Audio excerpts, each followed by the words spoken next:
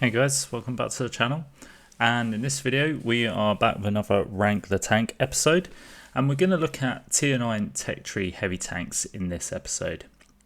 So as always, I'll take 3 tanks and rank them third to first based on against each other. And number 3 we're going to look at the STI.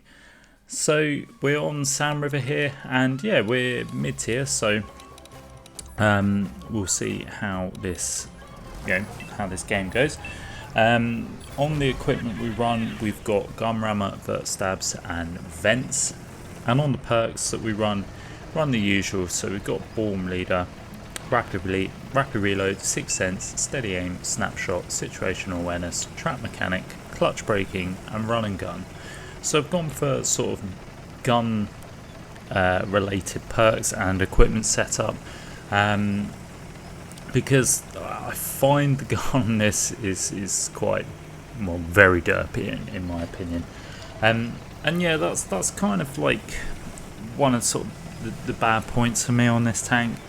I do find it a bit sluggish as well. I'll be honest, I didn't really enjoy this tank as when I was sort of grinding out the IS4. It just didn't really appeal to me in the sense of like I say, the sluggishness, the derpiness of the gun. But the good side of it, it's got 440 alpha, gun depression of 8 degrees. Turret armor is very good, so you can play sort of hold down effectively. You can get penned in the cupola, so something to sort of bear in mind. You might want to sort of wiggle backwards and forwards, because people sort of do aim for that cupola, particularly with premium. They're going to go for it, no problem. So yeah, let's say forward speed is okay, but it just feels sluggish. I think the power to weight is not that great. By the way, this thing does have excellent heat pen. So yeah, when you're sort of fighting those tier 10 tanks, you load the heat for sort of your super heavies and type 5s, anything like that, and it's going to butcher them quite well. But like I say, the derpy gun is a problem. You've got aim time of 2.8 seconds, accuracy of 0.38, and average shell velocity. Long reload time of 13.35 seconds base, and you've got poor view range, as you do with most Russian tanks, to be honest. And yeah, your power to weight is not great, and it's quite sluggish. And your hit point's only 1900, so as a heavy tank, for me, I don't think that's very good. Could do with a little bit more, maybe 2000. I think would be a bit more appropriate. I think at this current meta, I think it's not great, particularly if you get caught out. So yeah, that's the STI in a nutshell, basically. But I'd say when you get the gun sort of slinging and it does sort of play ball and it's not being that trolly, you can have some decent games. And like I say, it's good for hold down play. So if you enjoy your hold down tanks, then this one, you probably get on with it quite well. So on Sand River here, we've come up to the dunes on the right hand side, and again because it's we can play the ridgelines effectively with our good turret armor. That sort of seemed the right choice. I didn't want to go up the middle and go brawling, particularly in a sort of mid-tier game either, because I didn't want to come up against any tier 10s that were going to sort of would sort of butcher me quite easily. So yeah, it's been a bit of a slow start to the game, but the numbers are pretty even. We're 1 tank up, and all I'm doing is I'm just monitoring backwards and forwards. We basically, the team is kind of just sort of sat in the middle here. We're over peaking a little bit. We tried sneaking a shot onto that object 268, but unfortunately we weren't able to sort of get the shot way in time. We did pick up a little bit of assist, but it comes moving back forwards, and we managed to get a shot in. We low rolled a little bit there, so we weren't able to finish him off, but he's down to a 1 shot now. Now we're going to go for the side of this Stritz farm, who we also put onto a 1 shot, and we're going to try and line up a shot on the 268, and we do manage to finish him off there. picking up our first kill, and we're up to 2.3k damage there. Now we're going to aim for this Emil, who's just backing off there. I don't think he's going to give us a shot, unfortunately. And this is why I stayed here, because I didn't want to sort of move. I haven't got the mobility to sort of move around this map efficiently enough. So I stayed in the dunes to just sort of cover the base. Well, I say cover the base, it's team destruction, but you know, cover the spawn, cover this side so that they don't flank and catch out our team behind. And now we see this Emil's come up. He's going to try and take some shots at us, but we're just giving him our turret. We're not giving him anything else. Like I say, we're playing hold down. We're playing effectively. He's bounced pretty much all his shots. We've trapped him in place there, and he is basically a one-shot to us now, providing that we don't low roll. But he manages to fix his tracking time. But now this Drogon has popped up and has obliged, and we managed to put a shot into that Drogon. And again, just rocking backwards and forwards, just making myself as difficult to hit as possible. The Drogon pops out again, but unfortunately we only track him. He's trying to sneak a shot in, which he does. Now I'm going to try and see if I can get a shot into that mill, but unfortunately I just rushed my shot there. And I don't quite pen the shot. If I'd just been a bit more patient, I could probably have picked up the kill on that Emil there. Scores are still level, it's 8-all, so there's plenty of damage to be had. Looks like majority of the team on the other side. I wanted to over-peek, and I think I'm going to commit here and over-peek and try and get a shot into this Emil, just because he's pushed out into the open air. But now he's behind a building, and the problem is I know that Drogon's on the left-hand side, but then we get shot by a tank moving in. Oh, no, that's the Drogon, sorry, that's the Drogon's just moved back there and managed to get on the high ground and did get a shot into us. Unfortunately, we couldn't get a shot into that Emil. I think he gets taken out by someone else. So, yeah, we weren't able to get any more damage in. But like I say, I didn't want to fully commit, because then if I sort of pushed out into the open, Emil could have sort of got a couple of shots from his clip. The Drogon could have got a shot into us.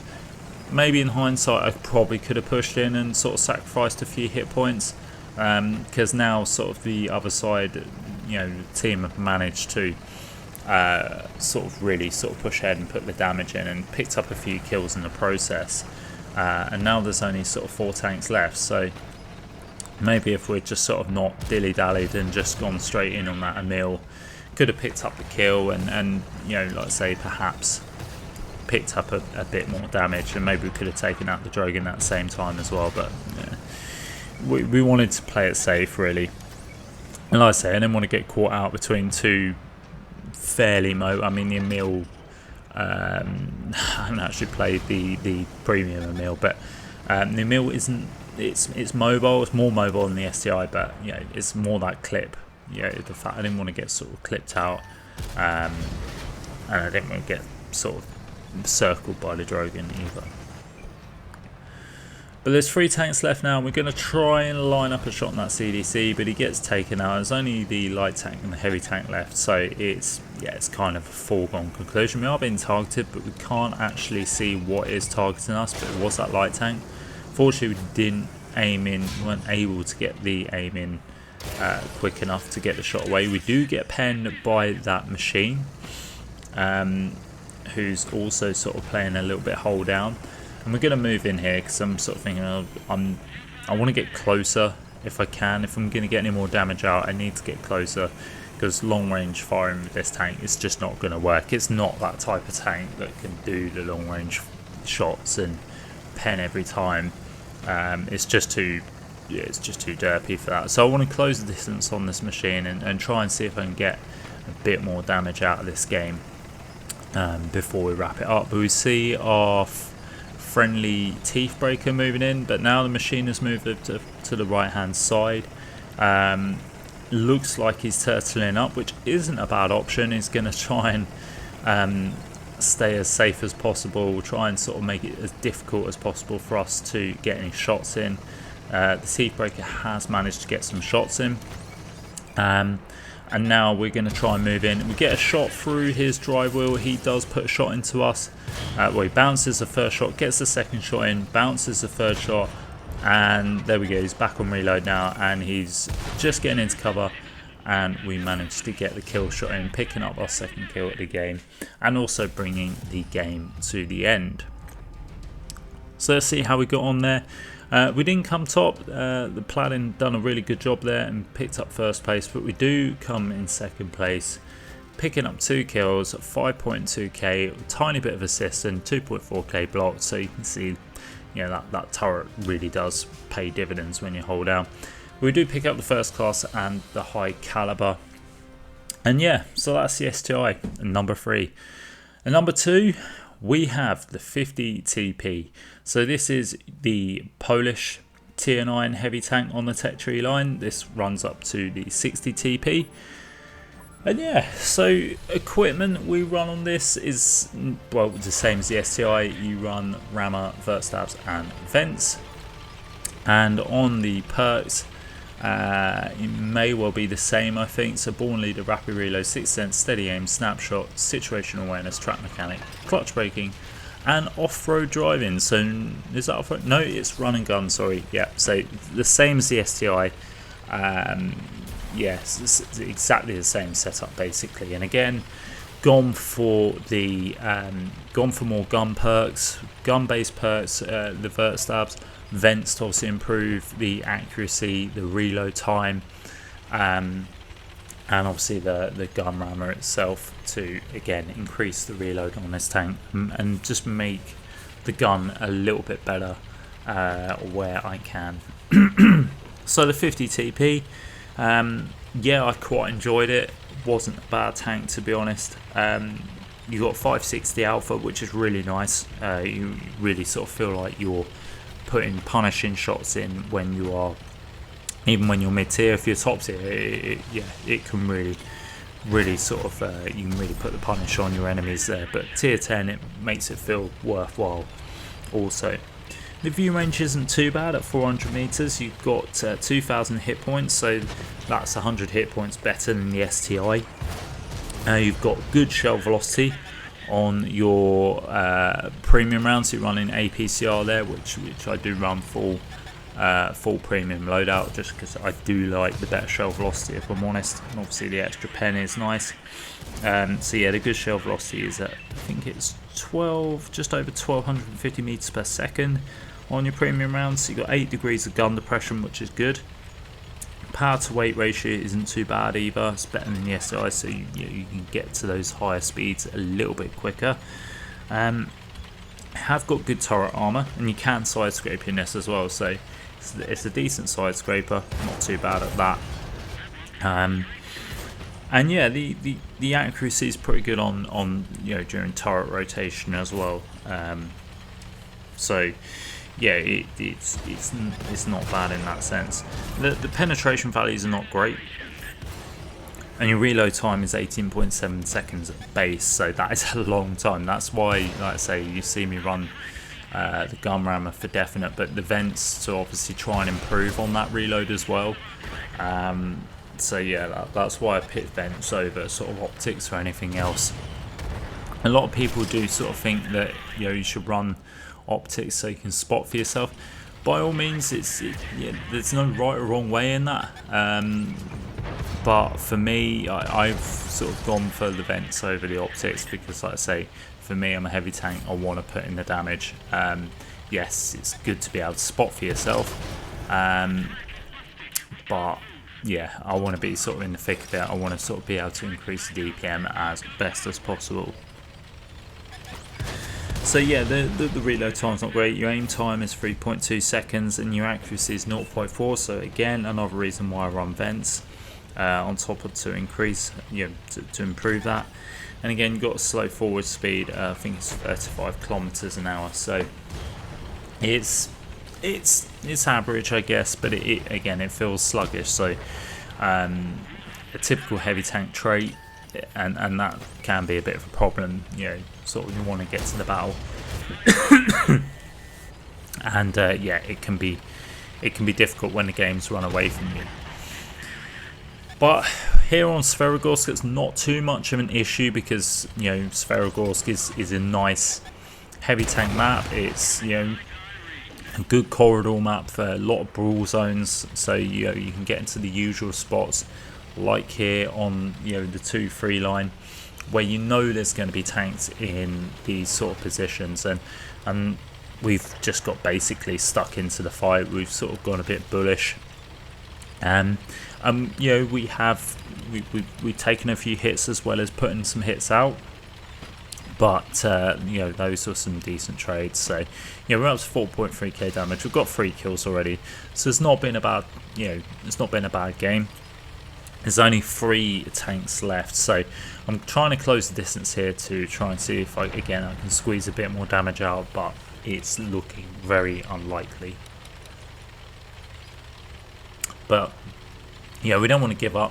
We might be able to get a bit more damage yet out of the last tank remaining, which is a heavy tank which is over there, and is it the French heavy, I think? Can't quite see on my screen, but it looks like there's an AMX, so yeah, that is the French heavy. So tier 9 French heavy, we're going to move in. It's got just over 1,000 hit points left. Line up the shot in the rear there, and we get a nice shot in, and we damage his ammo rack, and put him down to nearly a 1-shot. Again, we're just sort of making it difficult with side scraping here.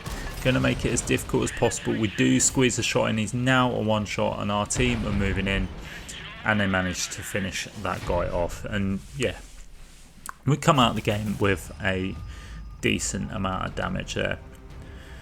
So we picked up the win. Come top of the board there, we got 5.5k damage with 3 kills and 1400 block, no assists there, but that was a nice sort of decent sort of brawling game with the 50 TP. Picked up first class and the high caliber medal. So that's the 50 TP that was in second place, and in first is the IS-3-2. So this tank is quite different from the STI and the 50 TP. The most notable difference is it's a double barrel tank. So running the equipment on this, we gone for optics, first stabs and vents, because obviously can't run a gun rammer because it's an auto loader. And on the perks run born leader, rapid reload, sixth sense, steady aim, snapshot, situational awareness, trap mechanic, clutch braking, and run and gun. So again, typical heavy tank loadout there, sort of improving the gun, improving the mobility where we can, and the traverse speeds where possible.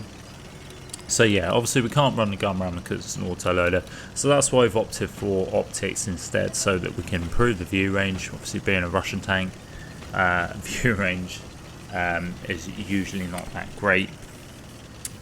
So the good points really on the IS-3-2 is obviously the double barrel mechanic is quite nice. You've got 390 per shot or 780 on your double shot. Good shell velocity at over 1250 on the premium rounds, 8 degrees of gun depression. You've got good power to weight ratio, good turret armor. It can side scrape as well, so that's something quite decent to have, and you've got good accuracy on the turret rotation as well. The bad points is your penetration value is only 292 on your premium rounds at 100 meters.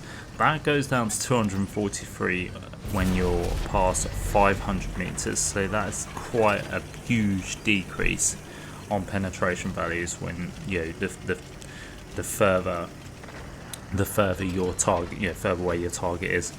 Aim time is about 3.3 seconds. The accuracy is at 0.42. Poor view range, so again that's why I've opted for the optics in place of the gun rammer, which you can't have anyway.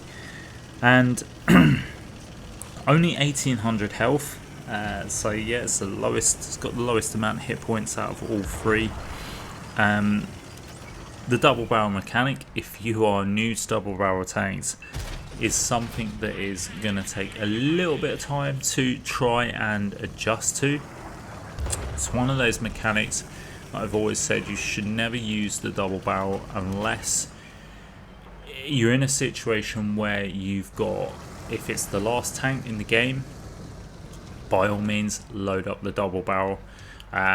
If you know you're not going to have anything to shoot at for a while, if there's just if you've got one tank in your view and you know you can sort of go on reload without worrying about another tank appearing out of nowhere, again, by all means.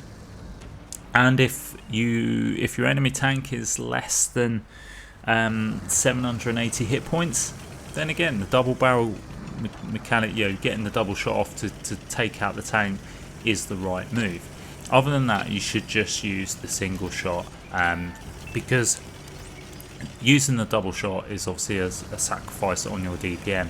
So if you just use a single shot, your DPM isn't going to be too bad as opposed to using the double barrel mechanic. So yeah, that's and also so that's the point I'm trying to make, is you don't want to get caught out if you end up going on a long reload.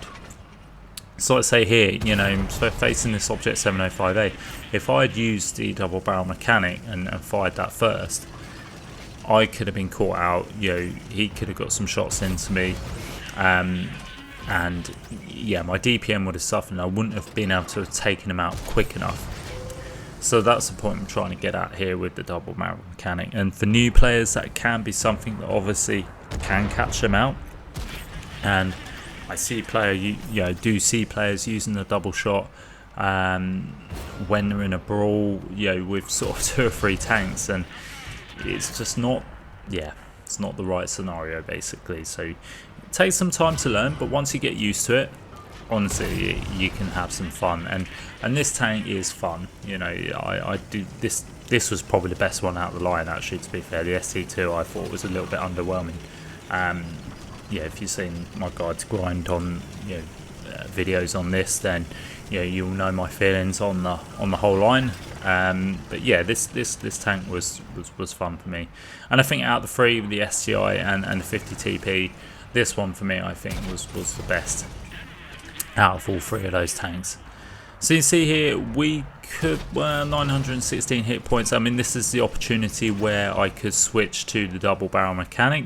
I think I'm just still going for the single shot here, but if I had done the double shot, I could have taken that guy out. The only caveat in that is both shots may not pen, so you could fire a double barrel at a tank and only one shot pen.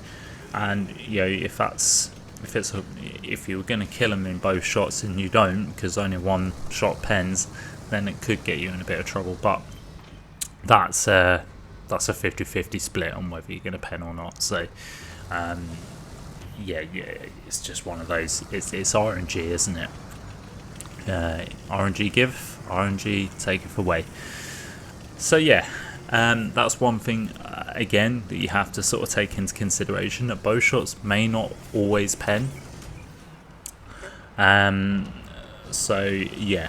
But it's a fun tank, and like I say, we've done alright in this game so far. We're up to 4.8k damage with a tiny bit of assist and 2 kills, and it's a bit of a tight game as well. The enemy is up 1 by 1 tank, and we're just sort of taking our time here. We're sort of not going to be too rash, but I do see our friendly TD who's moving into this AMX 30B, and I've decided I'm going to help him out, and this is where I use the double barrel mechanic.